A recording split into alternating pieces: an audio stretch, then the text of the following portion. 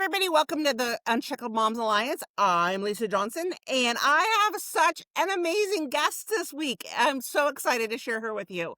So back in the day, we all have kids that have their very favorite babysitter, and as did mine. And my oldest loved his Jen. He called it my Jen. And in fact, I think to this day, still on her wall at home, in her childhood home, she still has pictures that CJ made of him, and he is now 26. So it's been a little while. And so Jen contacted me a couple months ago and just said, "Oh my gosh, you have got to interview my friend Trista." And so I talked to her, and I was like, "Oh my goodness, I do have to talk to your friend Trista." So today I have brought Trista in to kind of chat a little bit about what she does, because I think you're going to want to know each and every second. So don't forget, because I always forget to tell you, hit the like button, subscribe. Also, there's a little bell. Click on that, and it'll bring out anytime we have a new episode, you will get the deets. So welcome, Krista. Hi, Lisa. Thank you so much for having me on here. And I have to say that we love Jen in our household too. She was my husband's Yes. nanny. Yeah. She's pretty darn amazing, even now as an She adult. is. Yes, yes. Okay, so let's talk a So little bit excited about. to be here. We are so excited to have you. What inspired you to become a therapist, and what has kept you passionate about it? Yeah. So I am a marriage and family therapist here in Lubbock, Texas. And I wish that I had like a straight answer on to give you for this question, but it's kind of crazy. So just bear with me. So from the time that I was a child, did you ever watch those or hear about those TLC shows like The Birthday or I Didn't Know I Was Pregnant, like the cringy shows like that? Yes. Yeah. So I loved them when I was a kid. That was like my favorite thing to watch during the summer when I didn't have a bedtime. I'd stay up and watch all those. Um, but they really inspired me to want to be in the medical field when I grew up. So up until I don't know, my second year in college, I thought I was going to be a doctor. I wanted to be involved with children, specifically like in the neonatal field. I did my first year of undergrad at Texas Tech, and it was fine. I knew that I was smart enough to do it. I had the drive to do it. I just didn't know that I wanted my life to be full of stress that school would have brought, right? Yes, yes. Totally get that. Yeah, so I did a lot of soul searching in kind of that summer and between my first and second year of school. I ended up landing a job in a research lab for addiction. And a lot of the people in that lab were marriage and family therapists. So that was kind of my first introduction to the world of therapy. I'm sure my experience is very similar to other people's. But just speaking for myself, I grew up kind of in a culture that therapy, it wasn't necessarily a bad thing, but it wasn't what we did, right? Like we don't really go to therapy. Things are really And bad if you're in so therapy. Yeah. right, right. And or it's just, what you see in the movies of the person laying on the couch and the old white man sitting behind them interpreting their dreams. Like I just didn't know what therapy really was at that point. So anyway, I started this job in the lab. I met these like really amazing and very intelligent people who were very passionate about their field. And, I started that job and ended up also working at a rehab facility for addiction recovery. Um, and in this rehab, they had what was called a family program. So it's a 30-day long rehab program. And the patients would go 2, 3 weeks normal programming. In like the end of the third to the beginning of the fourth week, we would have what was called a family program. And that's when parents, siblings, partners would come. And that's when the therapist would introduce that addiction is a family disease, not an individual problem, Yeah. right? And that was mind blowing to me, because we hear, the addict is the problem. They need to fix it. They need to want to, change to be fixed. But what I didn't realize is people would go through these steps or go through these programs and be fixed, right? Be on the right track. But then they would go back to sick systems that weren't changed at all. Right. And so I would see these people who just really didn't have the commitment go in to the family program and come out honestly a changed person. Like they just had so much more hope. They wanted to be different. They didn't want to be, you know, um chained to their addiction anymore. So anyway, much like the magic that I saw in these cringy birth reality shows. I saw that here, like, in person, and I knew that I wanted to be a part of that. I knew that I had to be a part of that. And it just felt I don't know, it just felt like a really great fit for me. That's awesome. So I truly can relate. I used to watch those same TLC shows. Yes. But I think that you brought up a really great point, right? Is that too often we feel like therapy is, someone that I can just talk to and share and, like if I don't have any friends, I can lay on the couch and I can just talk about all my problems. And Yes. that is true, right? Like that is a component of therapy, but there's also such an incredible science behind therapy and such an incredible, whether it's the neurons in the brain and all those different pieces that have to come together. And so I'm sure that, that also appealed to you because becoming a doctor is a very sciencey field, right? So, Yes. to be able to be in that same piece where you have the science piece and then you also have the other piece is just seems like a good match. Mhm.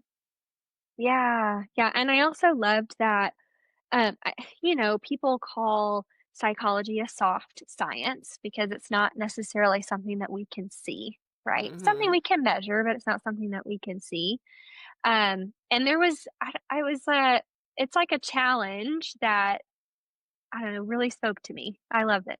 Yeah. Yeah, absolutely. Absolutely. So what do you love most about walking alongside couples and families in their growth journey?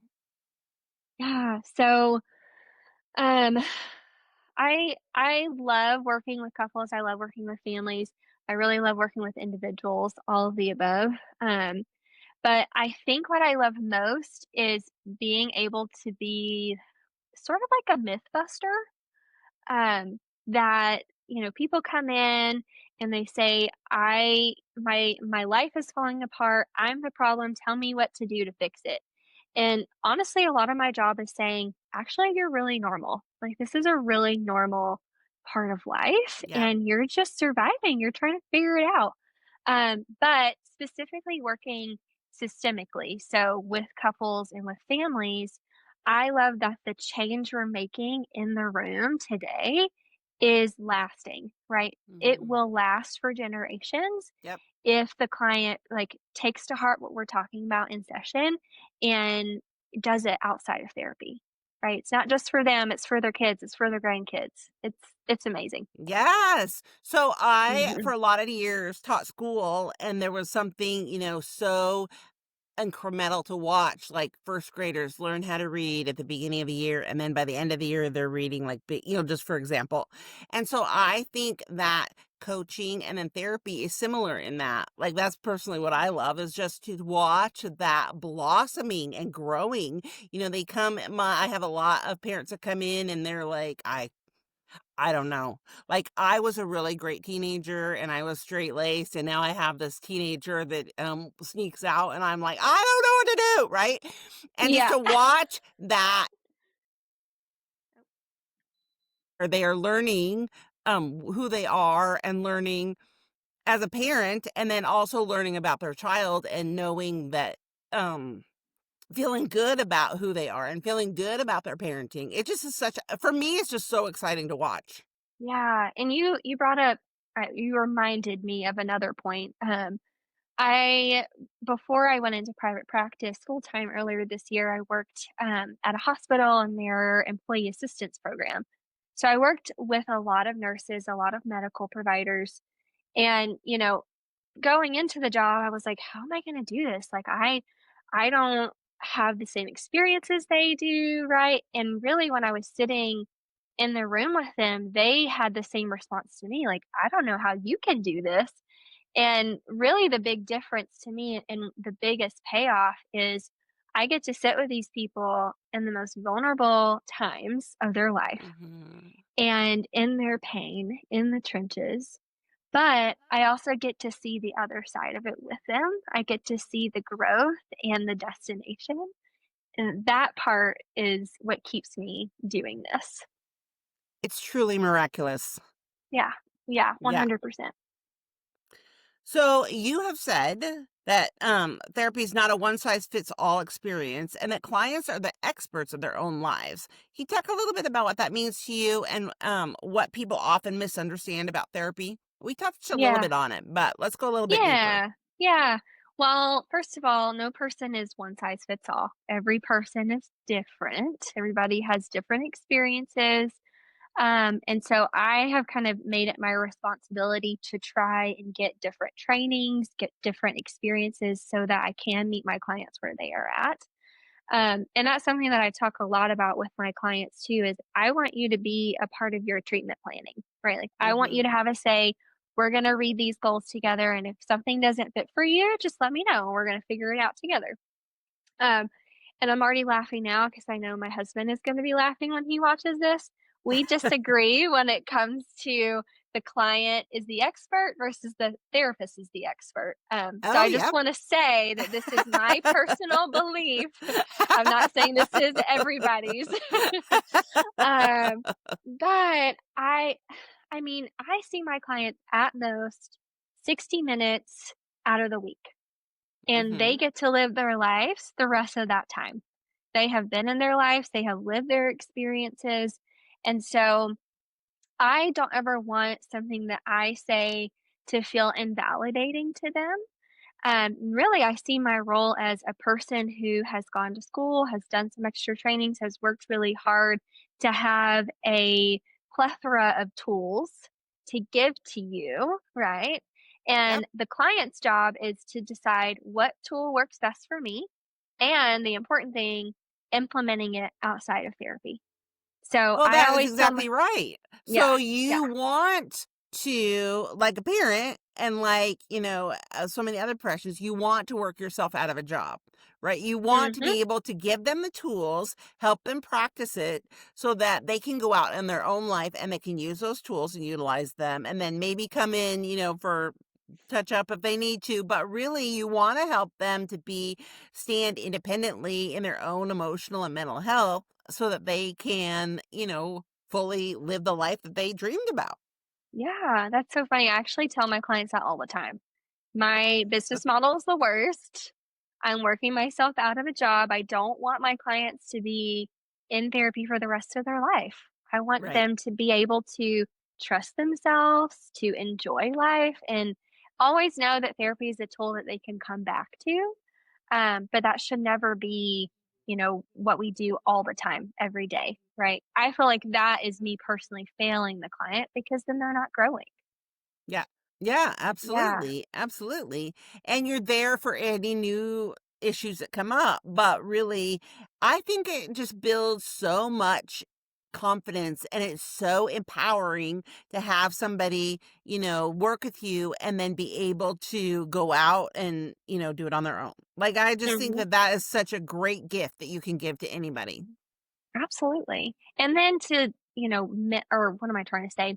Show people, be a role model to people that therapy doesn't have to be scary, right? That it can be Right. a helpful thing just through their actions, not necessarily through their words, right? Yeah, I I love think that, that. when you want your body to be physically fit, you have no problem going to the gym and hiring somebody to help you use the tools that are in the gym to get accomplish your goals. So it's, Yes. similar. Like you come to you, someone will come to you, get the tools that they need to live the life that they want to overcome whatever barriers they have in their life so that they can, work out and get their emotional health in gear.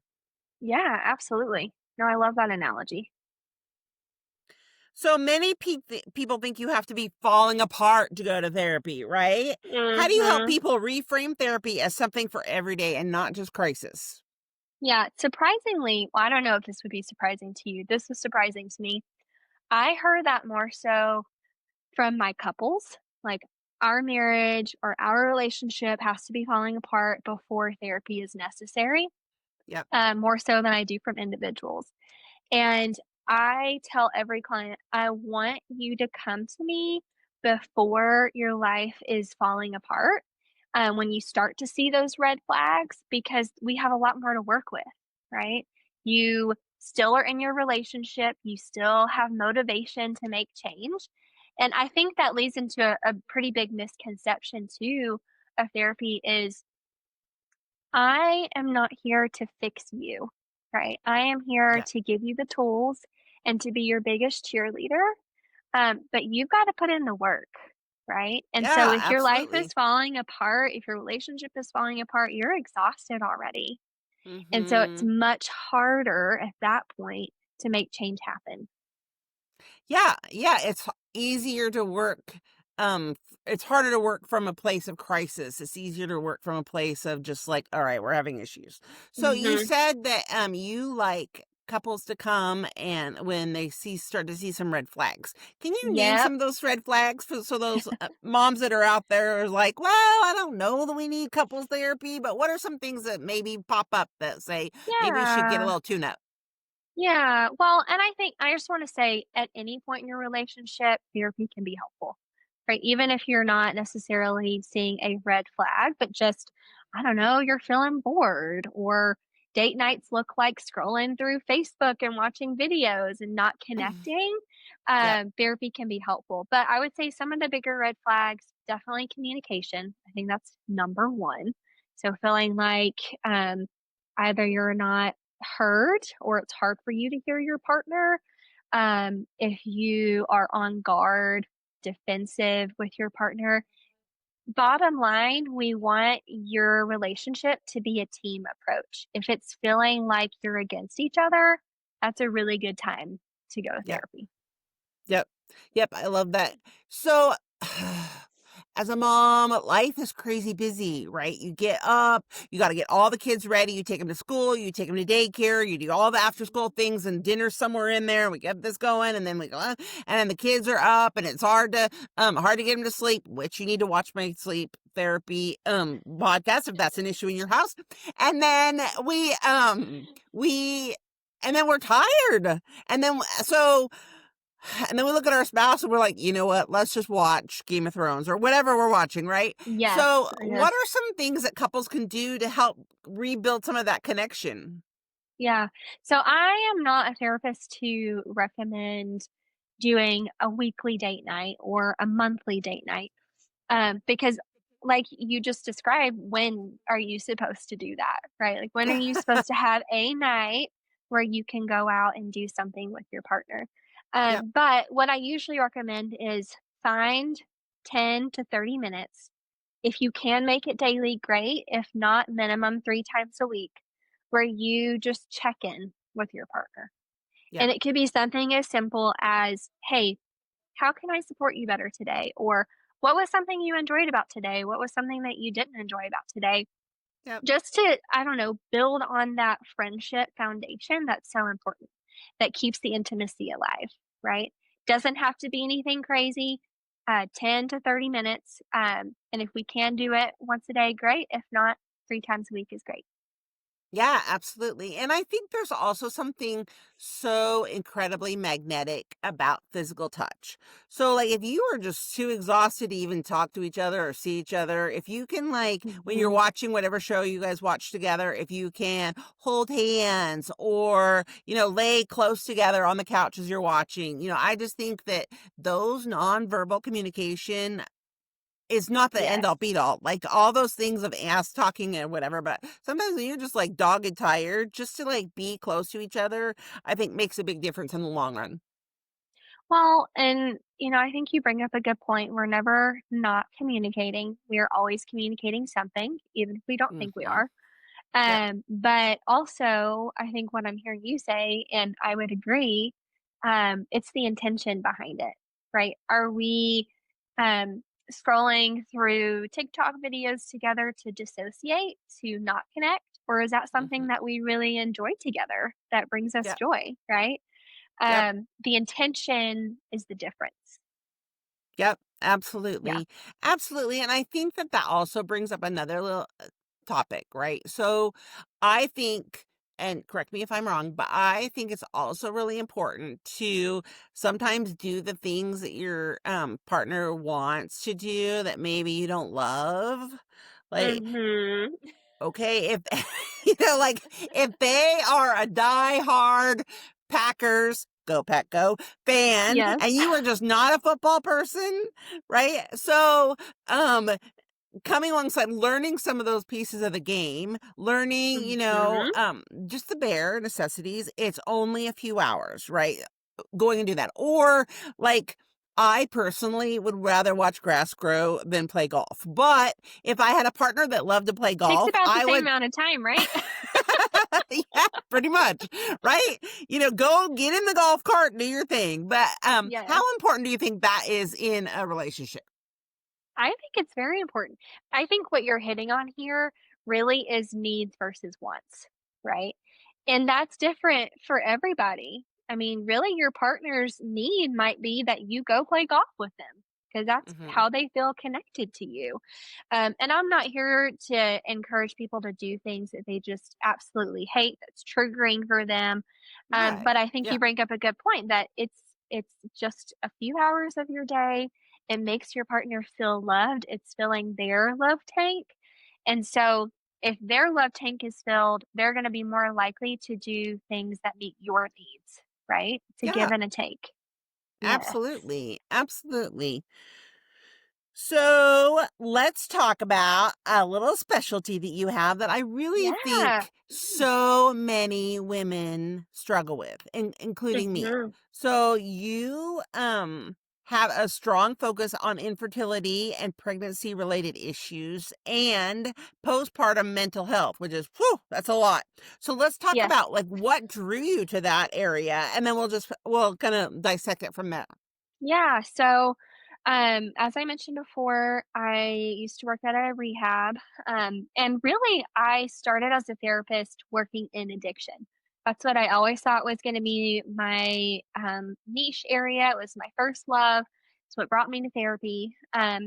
But I had just gotten to a point where I was so burned out on working in treatment specifically.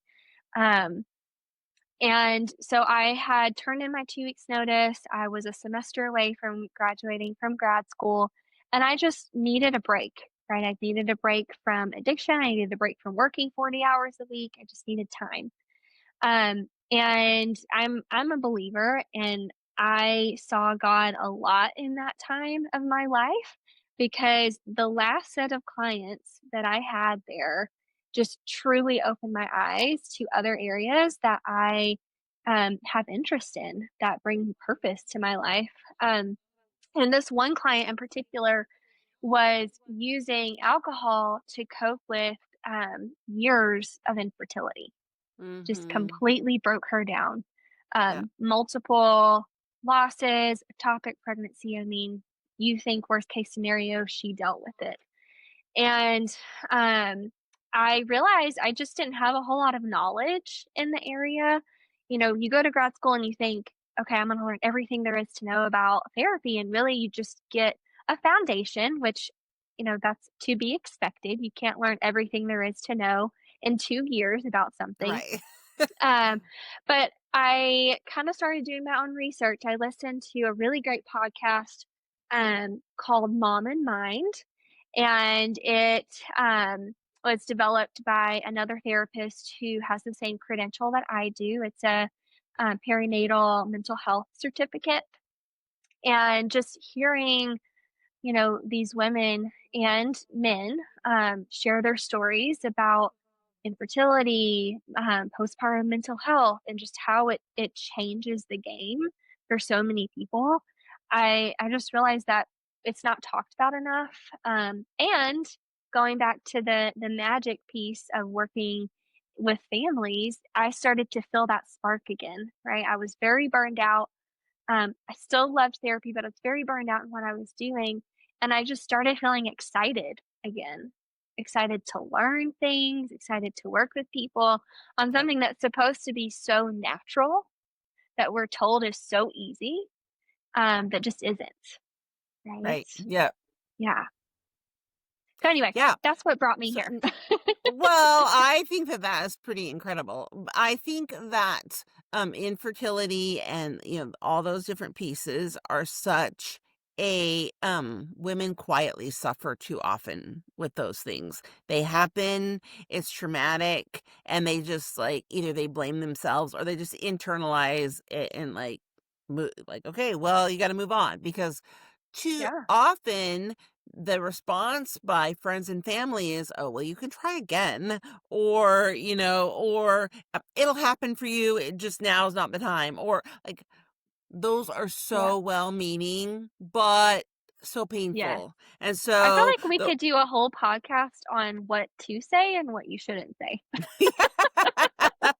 Yes, yes, Yes.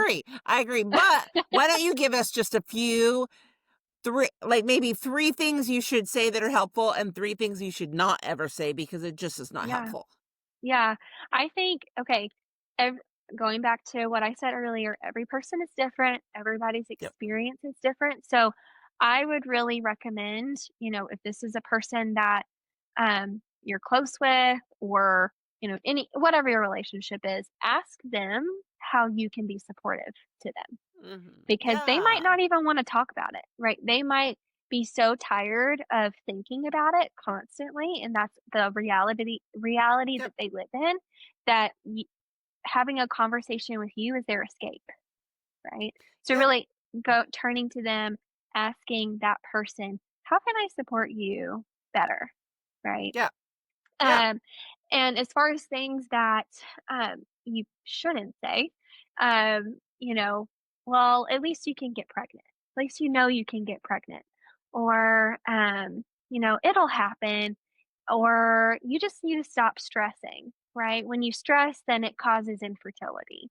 Just any of those things that you just don't know what's going on in the person's mind. And I'm sure they've heard it a billion times. It's not helpful. Yep.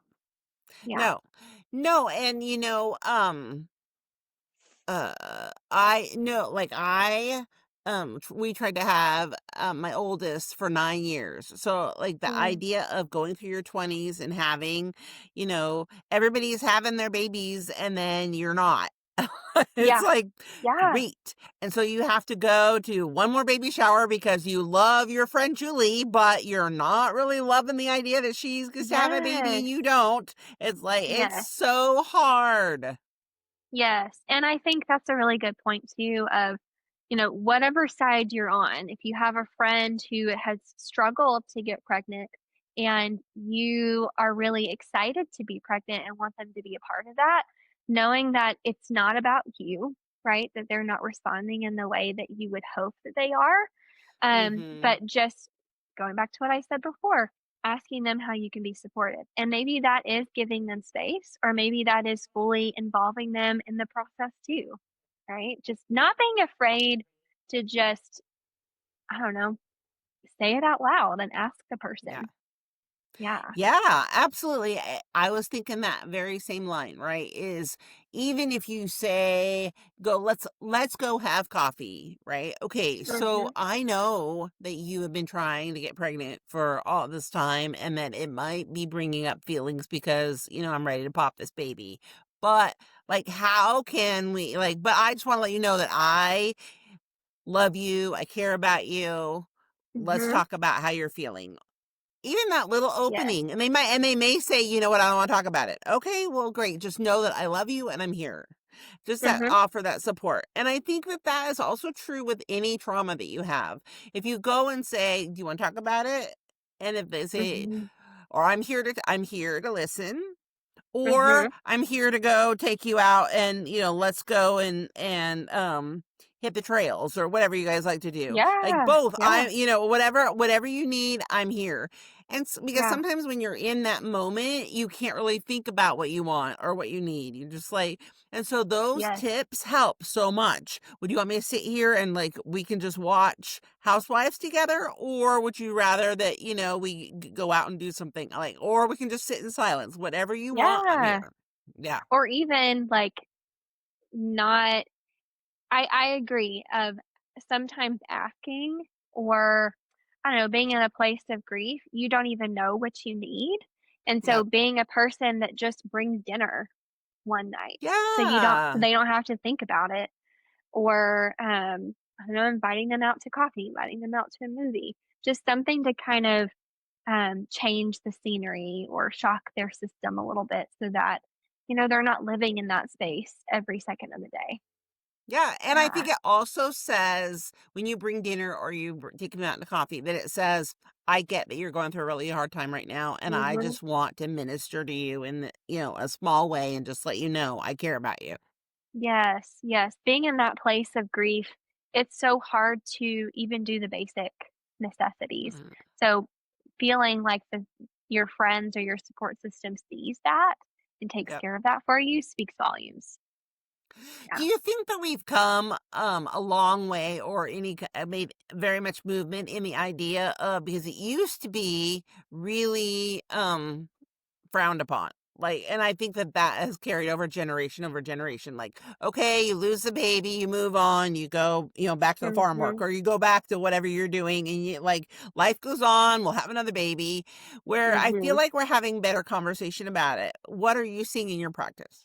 Yeah, no, I would agree. I think that really everything in this topic, we're talking about it more, which is so Hmm. good because honestly, you hear statistics, right? Of how often this is happening. One in eight families, or one in eight people will lose their child. But you look around at your support system and no one has that experience. It's Yeah. so lonely. It is Yep. so isolating. And so to have podcasts, to have, I don't know, just resources on hand that media makes available is so helpful. But I also think that, people are getting better and not saying those things that I said not to say earlier. I think people are Yeah. listening now. Yeah. um, and also people going through infertility or just, postpartum mental health feeling like they can advocate for themselves too. Like Yeah. being given the courage to say, "Actually, I don't that doesn't help me to hear that." So yeah, I would agree. I think that things are changing for the better. I still think that there's, a long way to go, but it's getting better. That's great. Do you feel like the medical community is also more compassionate? I mean, are they handing out the, resources that they need to hand out? Are they coming alongside with compassion overall? I would say so, especially and I'm just speaking from, the hospital that I worked for. I also work a lot with birthing centers and alternative birthing care. Um, Mhm. in my training too, we're trained to start to assess for postpartum mental health even in the first trimester because we want to see how it's changing and when it starts to shift. Um, but, we're encouraged to form relationships with pediatricians in the area, OB-GYNs, and they want therapists to, be a resource to their client or to their patients, right? So I haven't personally run into an issue where the medical community has turned me away or said, no, that's not a problem. Yeah, Everything from my personal practice has been positive. that is great. Do you think that Yeah. overall the medical community is more compassionate toward those moms who, have lost a baby or are, struggling through infertility? Yeah, I would say yes and no. Because I've heard horror stories of people who, are going through a miscarriage and they just sit in the emergency room and there's no compassion. And then I've heard amazing stories of people who had that one nurse that just sat with him the whole time. Mhm. Um, so I think this is one of those areas where definitely needs some improvement, needs some Yep. education. Yep. But um, there are some people who are just life changing in those circumstances as well. Yeah, absolutely. And hopefully, like you shared, you have a really great relationship with your OB or whatever Mhm. birthing center you're using with that person, so that when you are struggling through either a miscarriage or infertility, you're having those conversations and we're talking about how we can tweak and make it better. Well, and that's something that I talk with my clients a lot about is if you're not feeling safe with your provider, if you don't feel like you can advocate for yourself or stand up for yourself or, stand up for, an option that you're wanting, then that might not be the provider for you. Right. And I get Yeah. that. Yeah, I get that at least in my area, I'm not sure about your area, we're kind of limited on the physicians that we have, but we also have, great doula resources now Yep. or even midwife resources, and Yep. so we're not just limited to our OB-GYN anymore.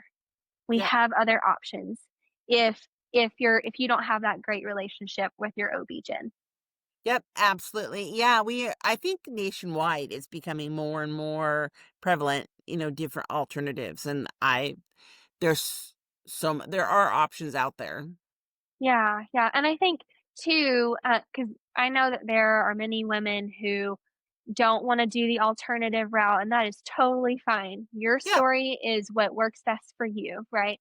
Um, but I think what a lot of people don't realize is you can have a doula in the delivery room with you, and this is a person that you would be working with, throughout your pregnancy, which you yep, do with your OB-GYN as well. Um, but the doula just has a little bit more of a close, like personal relationship with you and can be yep. a person that can advocate for you and help coach your partner on how to advocate for you as well. That's amazing. So you talked a little while ago about how you begin assessing at the beginning, the first trimester. What kind of Hmm. things are you assessing for? And Yeah, what are you doing to look, what are you looking for? yeah. I do the Edinburgh postnatal scale. It's the most researched scale for postpartum depression. Okay. We don't have a widely researched assessment for postpartum OCD, anxiety, rage at this time. But really, I do that assessment, the Edinburgh postnatal scale. It's I think it's 6 questions, 6 question scale that you would usually do at your 6 week follow up post birth. So I do that in the first trimester, second trimester, third trimester. Then I do it after birth whenever the client comes back to see me. And then I just do it at different time points following that to make sure that we're going in a positive direction. Yep. And like I mentioned earlier, um, doing it from the beginning to the end, shows when mental health really started. It's really we're living in a time where it's not about if you struggle with mental health postpartum, it's about when it's gonna happen for you, Yep. right? Whether it's in the first 2 weeks, if it's prolonged, or even after you stop breastfeeding, it's normal and it happens, right? So let's be prepared for it. Yeah, absolutely. That is just so incredibly fascinating. And I think that so much trauma on women and new moms could be avoided by Mhm. having that consistently for all women. Yeah. Well, and something else that I do, that I was trained to do with my credential, and it's been very helpful, is in the third trimester, I actually have a postpartum plan postpartum plan similar to what you would do for like a birth plan. Yep. But questions like, um, how many hours of sleep do you need a night to function? What can you do to help make overnight feedings easier for you? I do that with the pregnant partner as well as with their partner in the room because I want both partners to be on board with the plan. Yeah. And I usually use that as an opportunity to educate my client's partner that 1 in 10 men also struggle with postpartum depression. It's Oh, not wow. limited to women. Yeah, Oh, that yeah, is interesting. So it's yeah, not necessarily just purely a hormone release. There's right. other components. Absolutely. I mean, environment, support, which, men do have a slight hormonal shift as well when baby comes. Not nearly as drastic as a woman's Right. experience, but there is still change. I mean, having a baby changes It really everything does. in life, in your relationship. And I will say, for men, postpartum depression typically looks more like aggression or irritability, more so than not wanting to get out of bed, crying, sad. Yep. So Yep. it's usually not noticed as much as for women. Yeah, that makes 100% sense. Yeah. So, I love that. So I had a breastfeeding expert on, and she was talking about how I love that she said that there's a fourth trimester, right? That Mhm. fourth trimester is after the baby's born, and just making sure that everybody's okay in that piece. And it sounds like that kind of marries with some of the things that you do as well. 100%. 100%.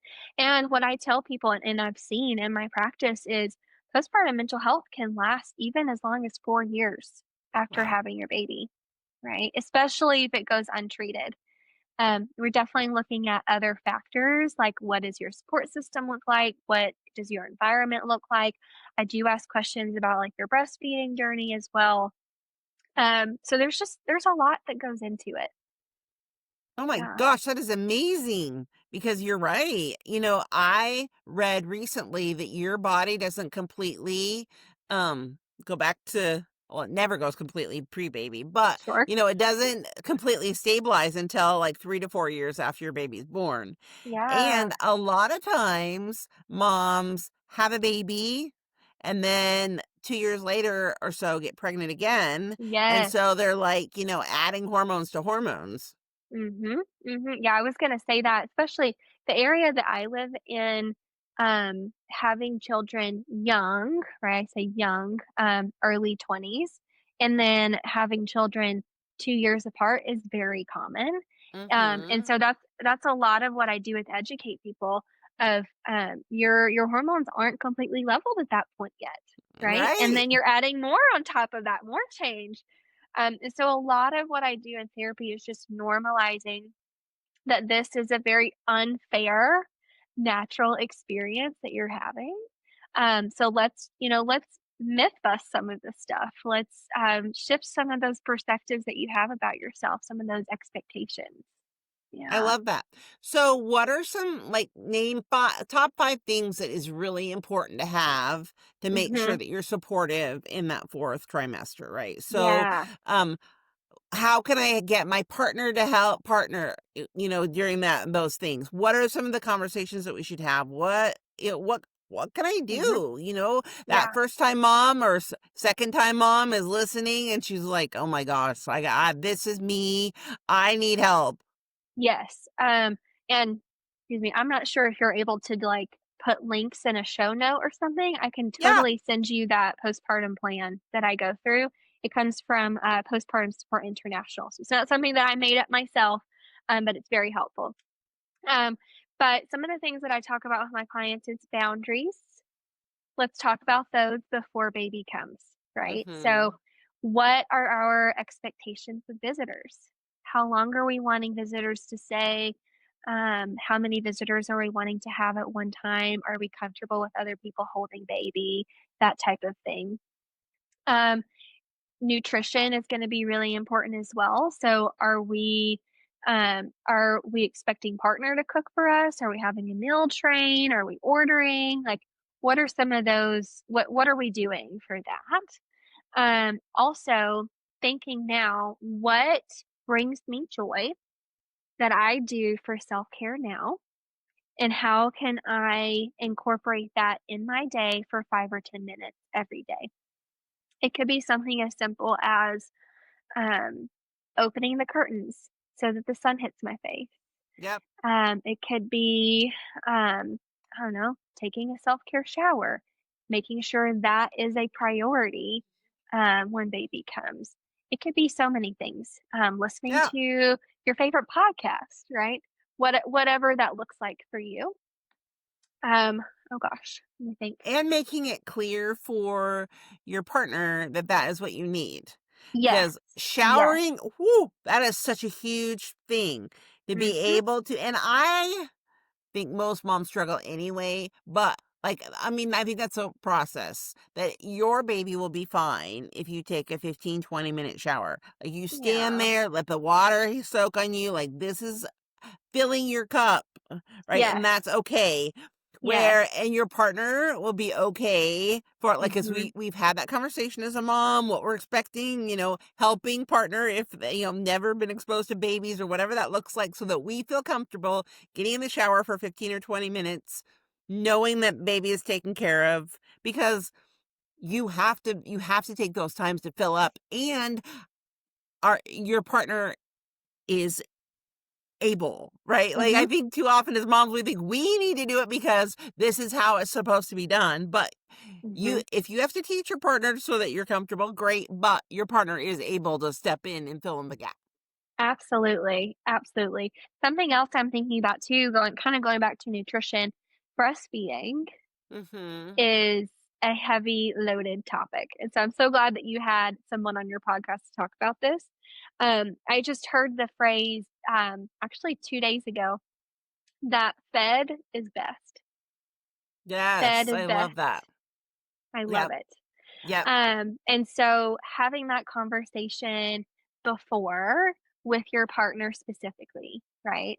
That I'm going to try everything that I can for breastfeeding, or maybe you don't want to breastfeed, and that's okay, right? As Yep. long as your baby is fed, Yep. having that boundary conversation with your partner, setting those expectations in yourself that it's okay if Yeah. your journey looks different. A question that I love asking clients when they're struggling with breastfeeding or even with the decision on when to stop is, what is your baby telling you, right? Yeah. What is your baby communicating to you?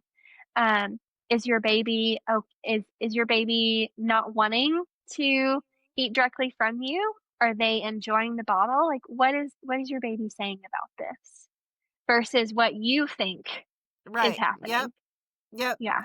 Yep. And I think that in a really kind of obscure way, you are laying the foundation for great parenting.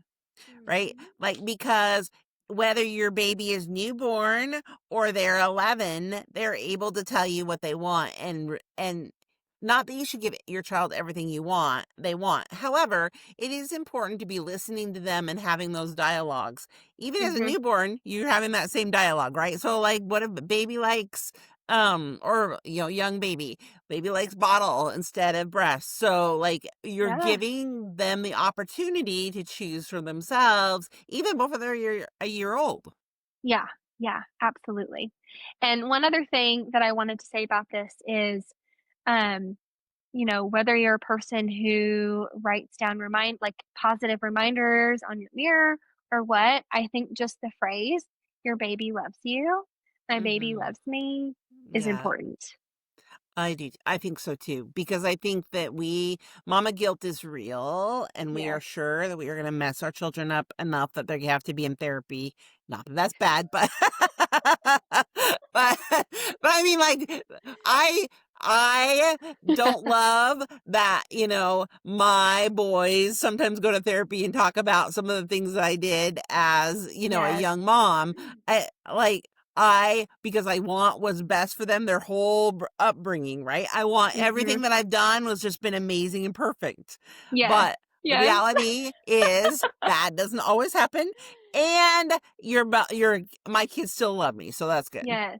Well, and I wanna say something about that too. This is coming from Trista. This is not coming from research or, therapy language or anything like that. But what I tell a lot of my parents is, "You are gonna mess up, right? Just expect that. It's okay for you to have an emotional outburst. It's what you do after that that matters." Yeah. Because what you're doing is you're teaching your children how to manage their emotions. And Yeah. if we're fake happy all the time, then they're gonna be fake happy when they get older. They're gonna think that being angry or being sad isn't safe, Right. right? Yep. Um, Absolutely. and being able to take responsibility for the mistakes that you make, right? Saying, Yeah. "I'm so sorry that I did that," Yeah, right? That's important. absolutely. It's great modeling for sure. So, how do you find that these experiences, whether it's infertility struggles, postpartum, like even, all those different things, how do they affect a couple's relationship? And then what are some ways therapy can help them navigate it together? Yeah.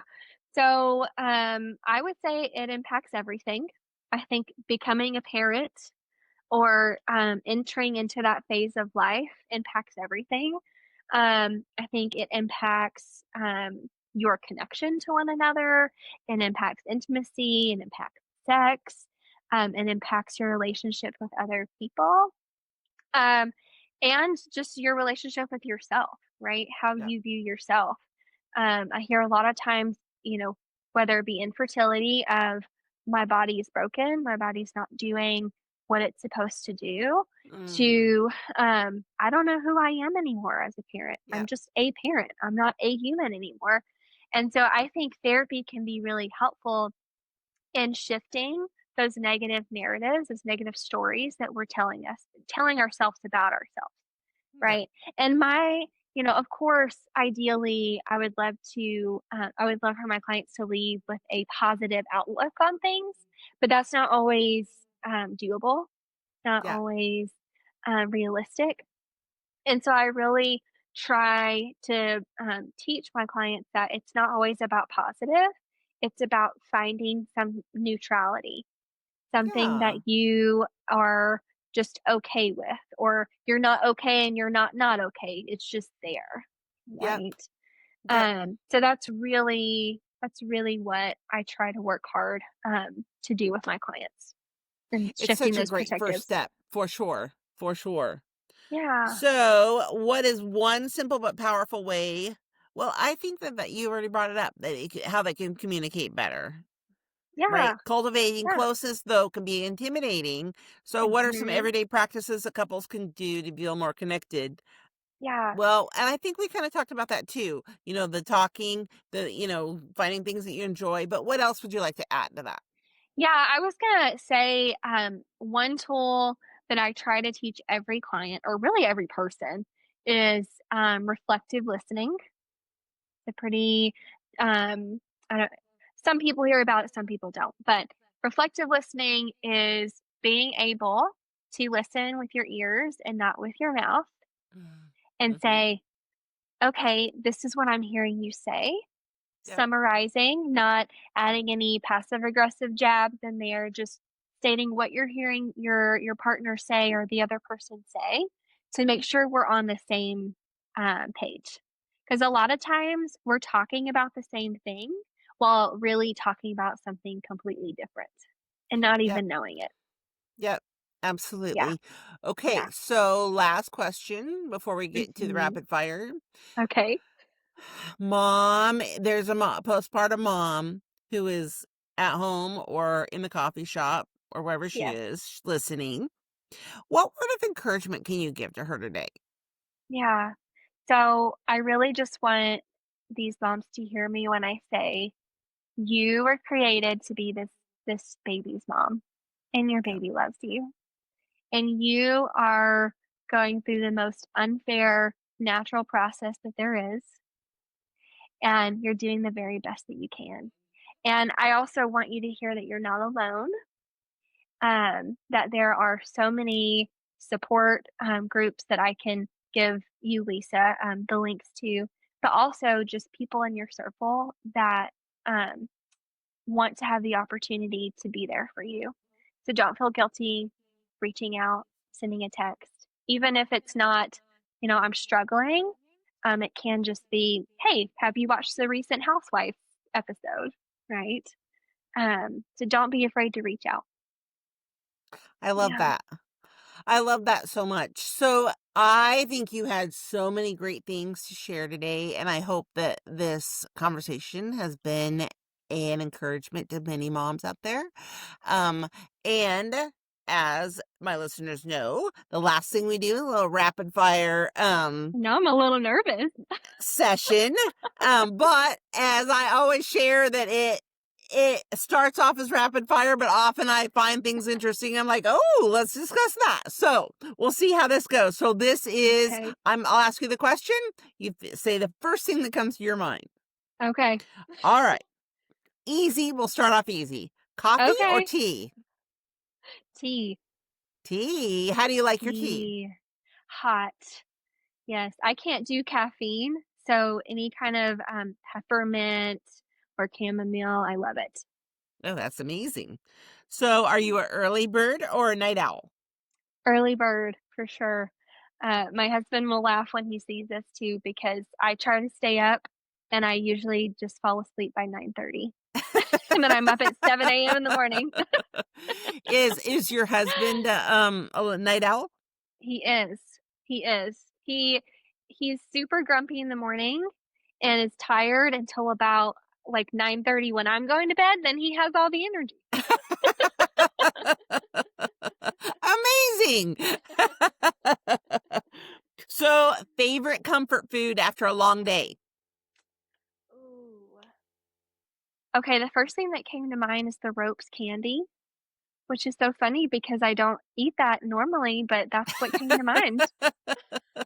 I love it. Let's go with it. So, what is your go-to binge-worthy show right now? Ooh, New Girl. Always New Girl. Yeah, that's a good Yes. one. All right, beach vacation or mountain getaway? Mountain getaway, 100%. Yeah? Mountain. Mhm. You live by the mountains? No, I live in the desert where it's very flat and dry and nothing but dirt. But, my husband and I, we actually just took our honeymoon 3 years late last week. We were in Mexico at the beach, and I realized that the beach is great for about 2 days, and then I get tired of it, so Yeah. but the Oh, mountains, I see? never get tired of them. Ugh, so beautiful. So, what is a book you would recommend to everyone? Ooh, um, okay, Dinner with Vampires. Oh. Yeah, so I actually just read that this year in January, and it's Bethany Joy what is her last name? I can't remember, but she was in, One Tree Hill, the Mhm. cult classic show, um, and it talked about her time in a cult. She was in a cult throughout, her early 20s and through her 30s. Oh, wow, that Very is interesting. fascinating. Yeah, I love to see what people make people tick, so I am in. it is I'm gonna so look good. that one up. Music that always lifts your mood. Hmm, I'm gonna say Stevie Nicks. I love all of her music. Ooh, I do love Stevie Nicks too. That she's good. I haven't listened to her in a long time though. One word your friends would use to describe you. First word that came to mind is kind. Feel like Yeah. I've been given that word quite a bit, so I'm gonna go with that one. Yeah. That's not a bad one to have for sure. Okay. Favorite local spot in town? Oh, there is a Mediterranean food restaurant called Light Bite here in town. Ooh. So good, has a cute little market inside, really great baklava, so good. Do you know, are you one that do you shop at the market and cook it at home too? I haven't shopped there. There's another Indian market here in town that I've shopped at before. But yes, we cook at home more so than we eat out. Yeah. I just learned how to make naan at home. And so my oldest Ooh, and I are yum. like on a huge naan fest, whether Oh, and we do nice. like cheater naan, right? So we have like cheese sometimes, we do olives sometimes, we do like we make garlic, butter, whatever. We love it. That sounds so yummy. I love it. So good and easy. So if you weren't a therapist, what other career would you be? I've thought about this before. I don't know if I have one straight answer, but I think it would be fun to be a flight attendant and Ooh, just travel yeah. around. Yes, I think it would be so fun. I've thought about that too, or like, work on a cruise ship for a year. Just take a year, hit the cruises. I could definitely Yes. do like the, activities director or something fun, do the Yeah. cha-cha slide every day and get paid for it. I love it. I love it, I love Something it. people are really surprised to learn about you. Ooh,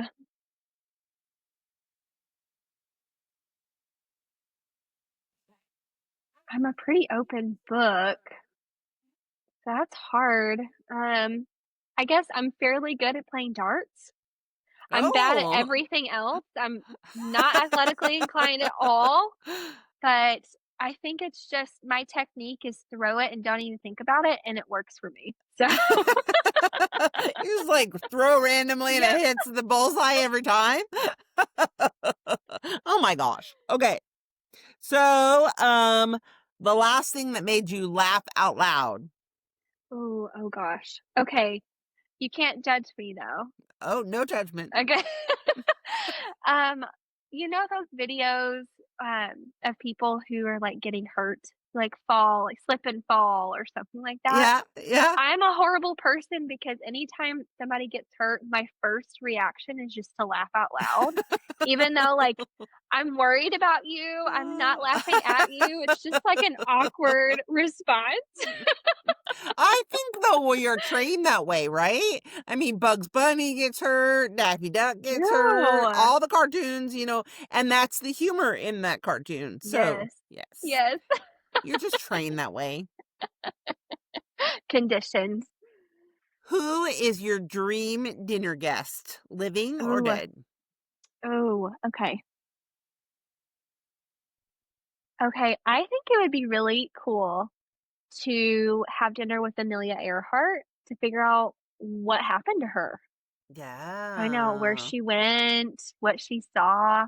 I'm kind of a huge conspiracy theorist. I think it's a way for me to escape, like, the darkness of my job, and so, Yeah.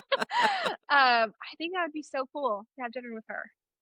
Yes, I too am fascinated with Amelia Earhart. I think first of all, I think she's a phenomenal woman before everything happened, but Yes. just Yes. cutting edge, doing what against everything that, society said. I love her too. Yeah. All right, so your superpower, what is your superpower as a wife or a friend? Mm. I feel like lately it's been as a friend. I feel like it goes back and forth. But, Yeah, I think that are you asking, like, what it is as a friend? yeah, Or okay, I think that I just do a really good job of listening to my friends, and, I mean, obviously, I'm a therapist, so I kind of have a leg up on that, but, um, yeah, I'm usually the friend that people will call, and we can just sit and watch TV or sit in silence, and that's okay. yeah. Um Yeah, I'm very comfortable with that. So I'll Well, say and I that. think that ties in too is like, hopefully your husband is also your friend, right? Yes. Yes. Okay, you can only keep one. Chocolate or chips? Chip. So you're more salty than sweet? Yes. Yes. What's your favorite kind of chips? Ooh, I like the Cool Ranch Doritos or the Ooh, those are little good. honey barbecue spiral Frito chips. Those are Oh, so those are good too. good. Yeah, Those are yeah. so good. Yes. I love that. Thank you so much for coming on today, Trista. I hope that Yes, someday you'll come back and see us again. absolutely. Thank you so much for having me. I've been excited to do this interview, and I love all that you're doing with Unshackled Moms. It's great. Oh, thank you. So we will keep everything in, we'll send the links into the description for those who need to have those. And I hope you all have a great week. We will talk to you soon.